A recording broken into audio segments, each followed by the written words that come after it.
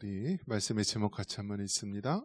사람의 본질, 사람은 불완전한 존재. 이 사람에 대해서 어떻게 보느냐에 따라서 세상이 여러 가지로 나뉘어지는 것을 볼 수가 있습니다. 세상이 정말 급박하게 많이 변하고 있는데요. 사람, 미국 같은 경우 또 서구 유럽이나 이런 데 보면은 사실은 노예제도, 흑인을 노예로 취급했던 제도가 그렇게 오래된 역사가 아닙니다. 굉장히 100년, 200년, 300년 전 그 정도 가까이 있는 역사를 가지고 있습니다. 사람을 노예로 취급을 하면서, 그러니까 사람은 그냥 짐승이나 아니면 자기 재산의 한 부분으로 생각을 했지 똑같이 취급을 하지 않았습니다. 우리는 이제 미국이나 이런 서구 서양에 가면은 우리가 이제 착각하는 것이 무엇이냐면 백인 다음에 흑인이에요, 아니면 황인이에요? 우리는 피부가 조금 그래도 백일에 가깝고 밝기 때문에 우리 생각으로는 백인 다음에는 그래도 이 황인종이 그래도 그 다음에 속하지 않나? 흑인이 저 밑에 있지 않나? 라는 생각을 합니다. 그런데 그건 말 그대로 착각이에요. 서양 사람들은 백인, 그 다음에 흑인, 그 다음에 황인이나 소수 인종으로 보고 있는 거예요. 그러니까 우리가 사실은 굉장히 이 차별적인 그런 모습들이 우리 안에 내재되어 있습니다. 우리나라에 이제 굉장히 위상이 발전하고 경제나 여러 가지 발전해서 외국인 근로자들이 많이 오는데요. 우리나라 사람들이 차별을 할까요, 안 할까요? 굉장히 많이 한대요. 근데 무엇을 보고 차별할까요? 피부 색깔 보고 차별한대요. 피부 색깔. 피부 색깔이 조금 우리보다 검으면은요, 차별한대요. 차별한대요.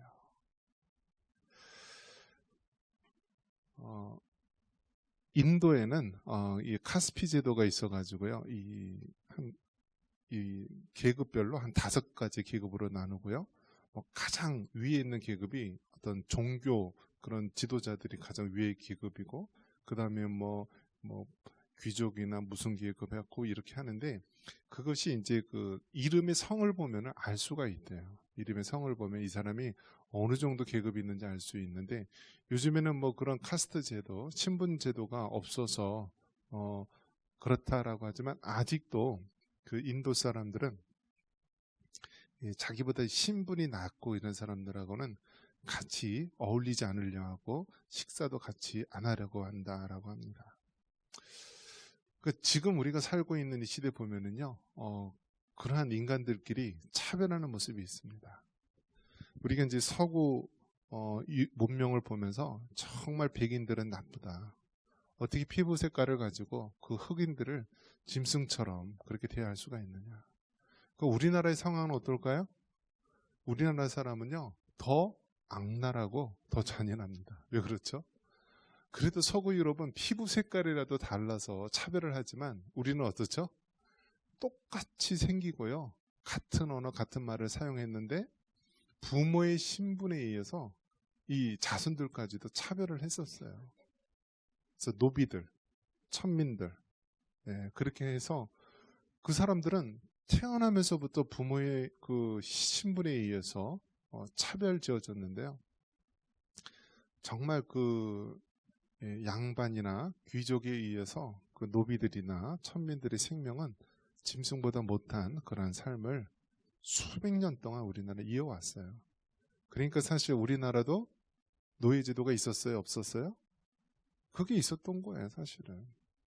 자, 그렇게 하다가 이제 조선시대가 멸망을 당하게 되죠. 멸망을 당하게 되고, 그 다음에 이제 1948년, 우리가 이제, 선거를 통하여서 대한민국이라는 나라가 세워지게 된 것이죠.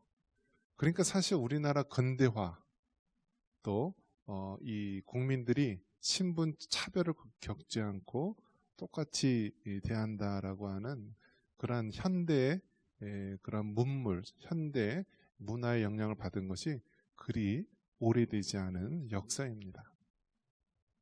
그래서 이 선교사님들이 우리나라에 왔을 때 이제 언더우드 아펜젤러 선교사님들이 이제 1885년도에 왔었죠. 그러니까 그 1885년은 우리나라에 아직도 신분제도가 있었던 거예요. 왕과 또 양반, 귀족들이 있었고요. 그 다음에 이제 평민도 있었고, 이제 노비와 어떤 천민들, 그런 사람들이 있었던 거예요. 그런데 성경의 원리에 의하면은, 사람을 차별합니까? 안 합니까? 안 하는 거예요. 오늘 이제 그것이 왜 사람을 차별하지 말라. 사람을 피부색에 의해서, 신분에 의해서, 뭐 경제력에 의해서, 권력에 의해서 차별하지 않아야 될 이유가 오늘 성경 말씀에 나와 있다라는 거예요. 한번 우리 26절 다시 한번 읽어보겠습니다. 하나님이 이르시되 우리의 형상을 따라 우리의 모양대로 우리가 사람을 만들고, 여기까지요. 여기서 보면은 하나님께서 누구의 형상을 따라요? 우리가 누구냐면 하나님을 얘기하는 거예요. 삼위일체 하나님을 얘기하는 거예요. 그러니까 하나님께서 사람을 창조하실 때 우리의 형상, 즉 삼위일체 하나님의 형상을 따라 사람을 창조하셨다라는 거예요. 이것이 굉장히 큰 의미가 있는 것입니다. 그렇다면 세상에서 말하는 사람은 어떻게 창조되었습니까? 세상이 말하는 사람은요, 동물하고 똑같은 거예요. 동물하고. 그러니까 사람을 동물의 한 그 부류로 보는 거예요. 이것이 여러분 얼마나 하늘과 땅만큼 큰 차이인지 몰라요. 사람을 하나님의 형상대로 창조된 그러한 피조물이다라고 보는 것하고 사람을 동물하고 똑같은 그러한 육적인 존재다라고 보는 것은요, 하늘과 땅 차이예요. 왜 그렇죠? 여러분 무슨 고기 좋아하죠? 돼지고기, 소고기, 뭐 양고기, 무슨 닭고기 먹잖아요. 그러면 사람은 뭐예요? 그런 걸 따지면은요 똑같은 거예요.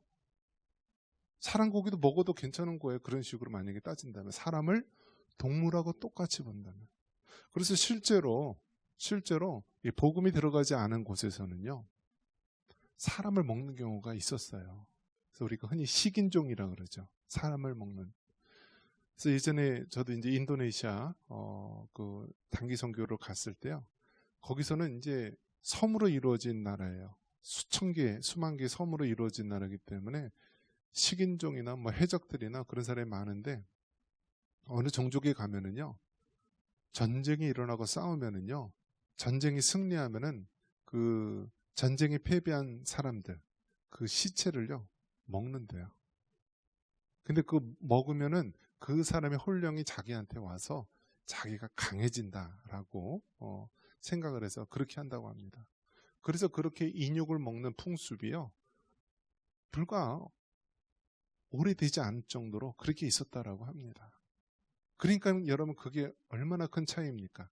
사람을 하나님의 형상대로 창조되었다라고 보는 것하고 사람을 동물과 똑같은 육적인 존재로 보는 것하고는요.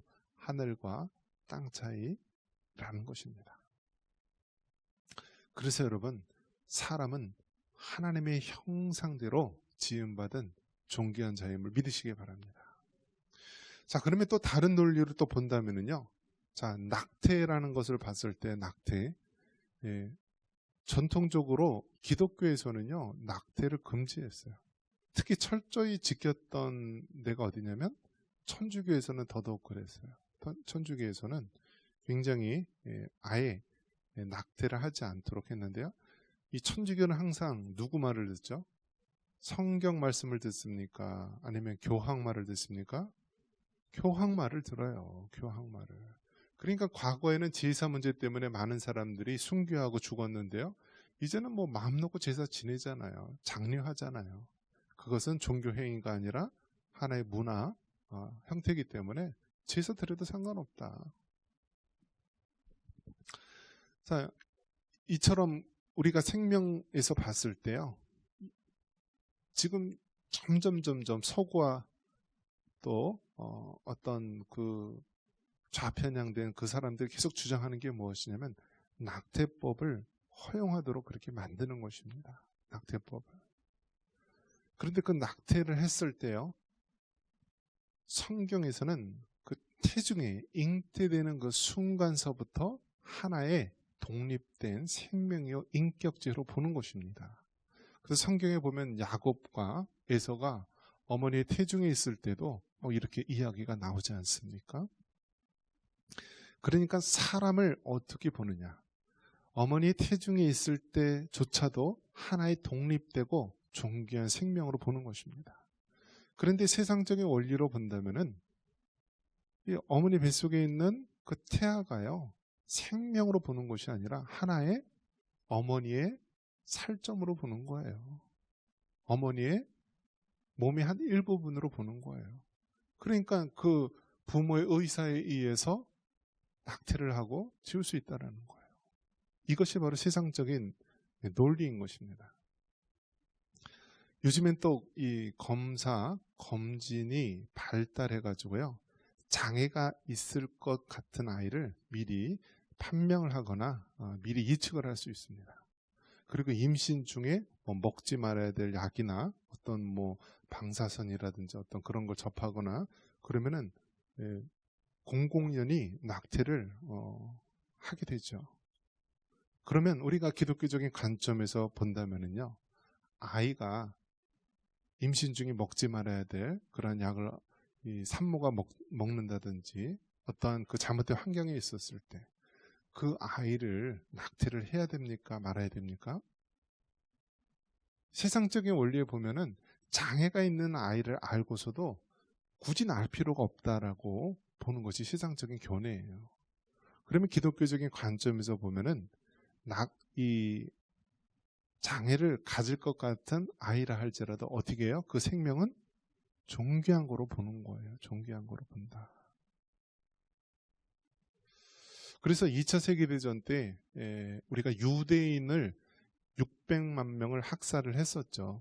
600만 명 학살했는데 그때 유태인뿐만이 아니라 장애인이라든지 어떤 유랑민이라든지 또 이 종족별로 보면은 좀 무시당하고 멸시받는 그런 사람들이요, 굉장히 많이 인종 청소를 당했다라고 합니다. 죽임을 당했다라고 합니다. 그러니까 세상적인 그런 시각으로 바라본다면은요, 장애가 있거나 혹은 열등하거나 부족한 사람, 지능이 떨어진다거나 좀 신체적인 장애가 있다거나 그러면 어떻게 돼요? 다 제거하고 죽일 수 있다라는 논리가 되는 거예요. 얼마나 무서운 것입니까? 그렇기 때문에 우리가 사람을 어떻게 보느냐? 사람을 하나님의 형상대로 지음받은 그러한 존재로 보느냐? 아니면 동물과 같은 하나의 육적인 존재로 보느냐에 따라서 사람을 대하는 태도가 완전히 다르게 되는 것입니다. 자, 그러면 이제 더 나아가서 우리가 이제 사형 제도를 이야기할 수가 있어요. 사형 제도. 그러니까 살인을 하거나 고의적으로 살인을 하거나 어떤 그런 죄명이 있을 때요, 우리나라에는 사형 제도가 있습니까? 없습니까? 법적으로는 있어요. 그런데 실질적으로 사형을 실시합니까? 제가 알기로는 수십 년 동안 사형 제도를 사형을 실시를 안 했었어요. 그러면 우리가 이제 흔히 생각할 때 기독교인은 사형 제도를 반대해야 되는 것 아닌가라고 생각하기 쉽습니다. 여러분 생각은 어떻습니까? 기독교인으로서 사형 제도를 허용을 해야 합니까? 하지 말아야 됩니까? 그렇다면 우리가 속한 이 성경 말씀대로 믿고 보수의 가치, 정통의 가치를 지키는 우리 합동교대안에서는 사형 제도를 지지할까요? 지지하지 않을까요? 지지해요. 왜 그렇죠? 생명이 존귀하니까요. 그거를 지키는 방법으로 사형 제도를 놔두는 거예요. 그 성경에서 보면은요, 성경에서 사람을 죽였을 때 사형을 시켰어요, 안 시켰어요? 고의성이 있으면은요, 사형시켰어요. 구약에 보면은. 그런데 고의가 아니라 사고로 인해서, 실수로 인해서 사람이 죽은 경우에는 도피성을 마련해서요, 피신할 수 있도록, 생명을 구할 수 있도록 그렇게 제도를 만들어 놨어요. 우리가 흔히 사형 제도가 없으면은 그게 더 기독교적인 것 아닌가라고 이해하기 쉬운데요. 사람은 무엇을 가지고 있죠? 죄성을 가지고 있어서요. 내가 사람을 죽여도 나는 사형을 안 당한다라는 생각을 가지고 있으면요, 사람을 죽여요. 실제적으로 여러분 어떻습니까? 살인범들 사람 죽여요. 그러면서 뭐라고 얘기하죠? 나는 죽여도 나는 사형 안 당한다. 나 감옥에 좀 있다가 10년이고 있다가 이렇게 나오면 된다, 모범수로. 그런 논리를 가지고 있는 사람이 많아요. 그렇기 때문에 정통적으로 기독교 영향을 받은 나라에서는요, 사형 제도를 실시해 왔어요. 그런데 이제는 점점 어떻죠? 사형 제도를 실시 안 하니까요, 사람의 생명을 마음껏 죽이는 시대가 됐어요. 그래서 지금도 어떻습니까? 사람을 한 명 죽이면 살인자가 되지만 여러 명을 죽이면은요, 정신질환자로 분류해가지고요, 그 사람 사형을 안 시켜요. 정신병동에 가다 놔요. 그러니까 세상이 가치를 어떻게 두느냐, 사람의 존재를 어떻게 취급하느냐, 사람의 생명이 어떤 것이냐, 이 시각에 따라서 너무나 세상이 많이 차이가 난다라는 사실입니다. 그런 면에서 여러분, 생명을 귀중히 여길 수 있는 여러분 되시기를 바랍니다. 태아에 있는 생명도 하나님께서는 하나의 독립되고 인격적인 생명체로 여기시는 것입니다. 그리고 장애가 있는 사람이라 할지라도, 또 여러 가지 부족한 그러한 모습을 가지고 있는 자라 할지라도 그는 하나님의 형상대로 지음받은 존귀한 자임을 믿으시기 바랍니다. 짐승의 생명하고 사람의 생명은요, 비교조차 할 수 없을 정도로 다른 것입니다. 왜요? 사람은 바로 하나님의 형상대로 지음받은 존재이고,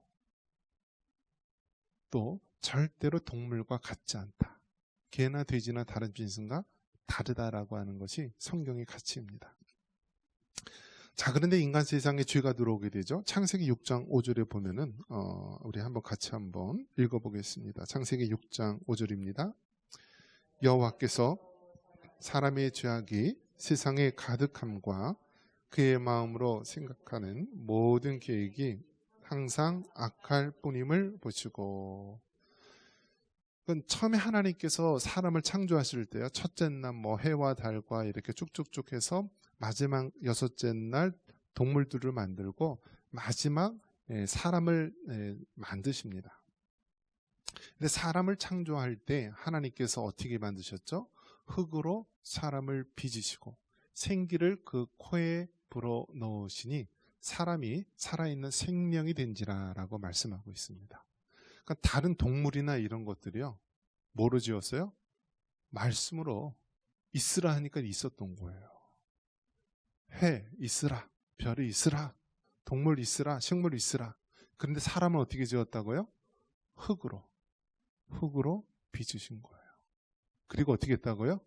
생기를 그 코에 불어넣었다라고 얘기한 거예요. 그러니까 사람은요, 동물하고 다른 거예요. 왜요?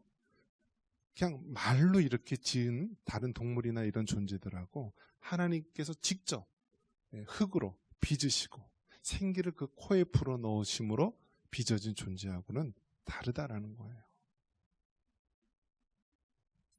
그래서 사람은 흙으로 빚었기 때문에 육신이 있는 것이고요.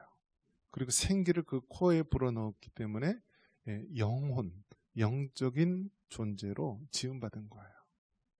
자, 이렇게 완벽하게 지음받은 그러한 사람이었지만 하나님께서는 자유의지라는 것을 주어서요, 로봇이 아니라 자유의지를 통하여 하나님 경외하고 하나님을 예배하고 하나님의 말씀을 순종하거나 불순종할 수 있도록 우리에게 자유의지를 주셨어요.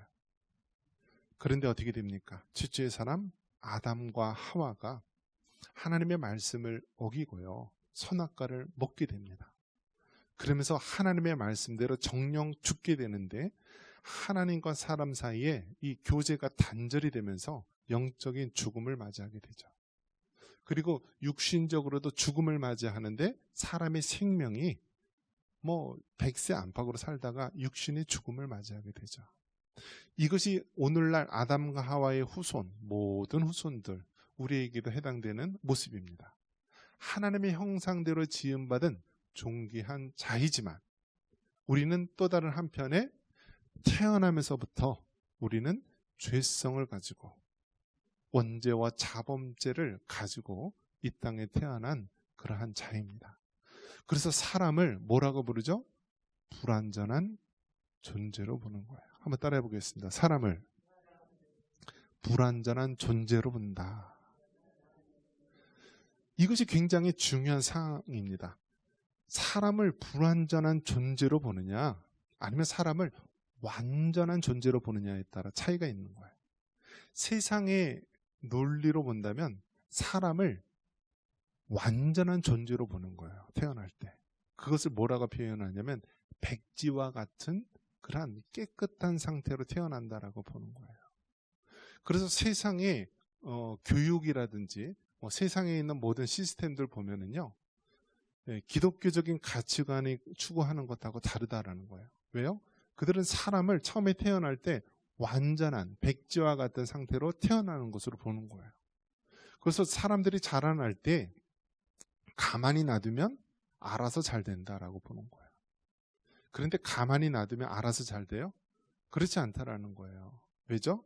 사람은 태어나면서 죄성, 죄된 본성이 있기 때문에요, 가만히 놔두면 이 죄의 관성에 의해서 잘못된 길로 갈 수 있다라는 거예요. 그래서 세상의 교육 방식은요, 자녀들을 혼내거나 학생들을 혼내거나 나무라면 안 돼요. 그냥 가만히 놔두는 거예요. 잘못을 해도 가만 놔두는 거예요. 알아서 잘 되게.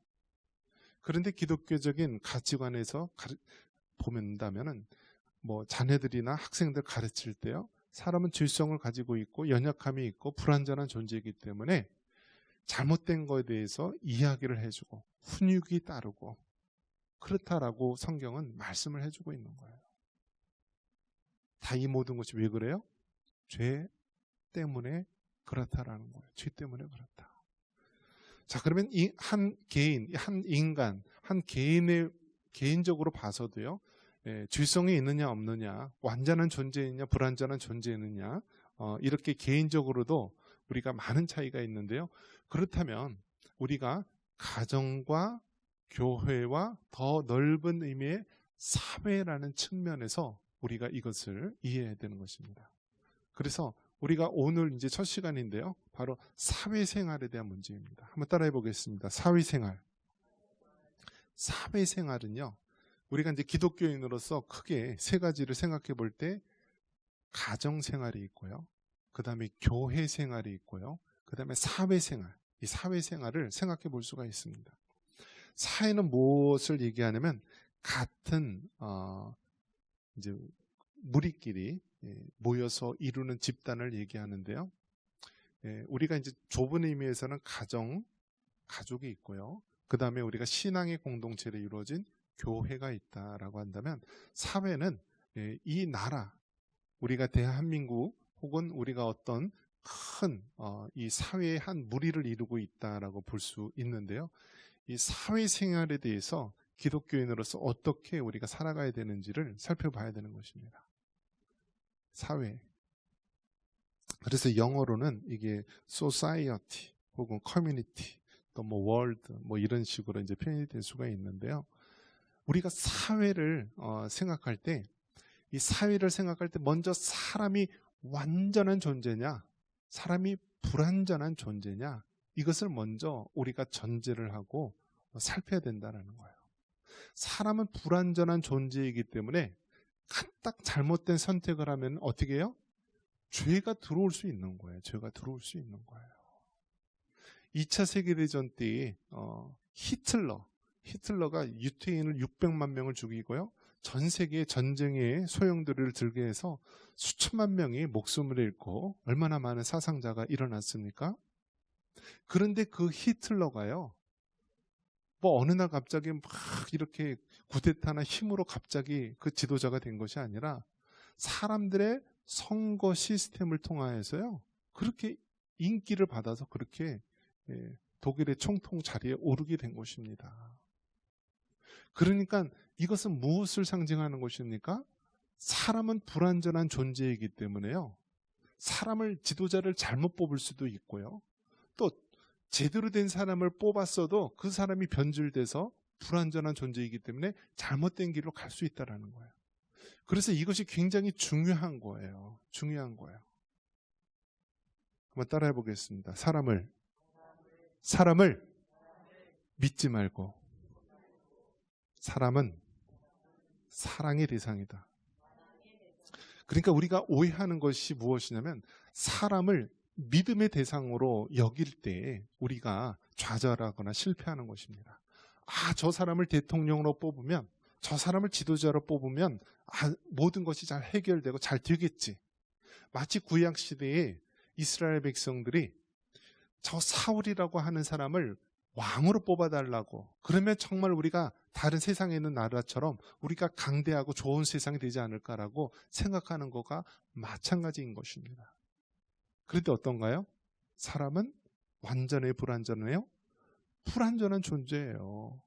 그렇기 때문에 여러분, 그 지도자가 변질될 수도 있고요, 아니면 우리가 정말 불완전하기 때문에 잘못된 지도자를 뽑을 수 있다는 거예요. 사람이 완벽하기 때문에 사람이 의도하면 뭐든지 다 할 수 있다라고 하는 것이요, 무엇입니까? 공산주의, 사회주의자들이에요.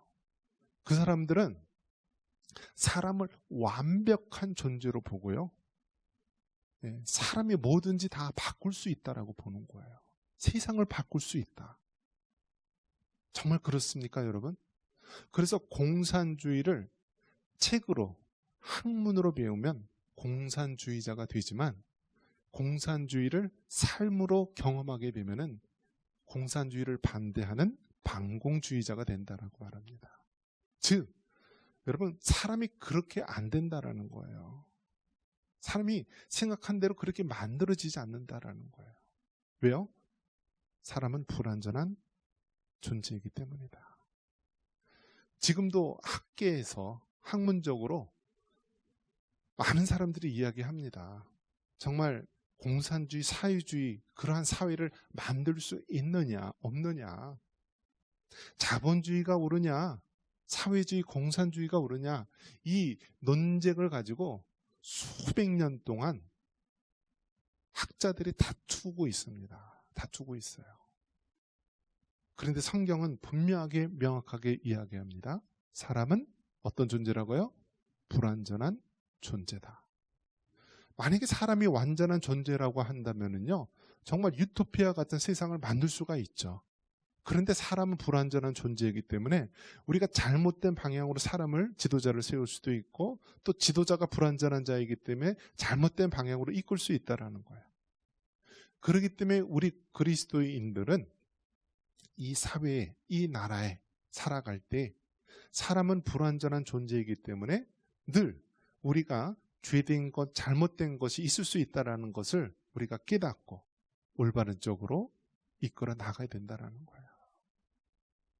그래서 만약에 지도자를 잘못 뽑았다 한다면 선거 제도를 우리가 통하여서 또 새로운 사람을 뽑을 수가 있는 것이고요. 늘 법도 마찬가지입니다. 법도 사람은 불완전한 존재이기 때문에 1심에서 잘못된 판결을 내릴 수가 있어요. 그래서 2심과 3심, 항소, 또 상고, 이런 걸 통하여서 이렇게 안전장치를 해놓는 것이죠. 사람은 불완전하기 때문에 늘 우리는 경계하고요, 우리 가족과 우리 사회와 이 나라를 지킬 수 있도록 하는 거예요. 요즘 같은 세상에 무슨 전쟁이 일어날 수가 있어? 전쟁 같은 거는 그 미련한 옛날 시대 사람들이 하는 것이지 현대에는 전쟁 일어날 리가 없어라는 것도 잘못된 생각이다라는 거예요. 왜요? 사람은 불완전한 존재이기 때문에 그렇다라는 것입니다.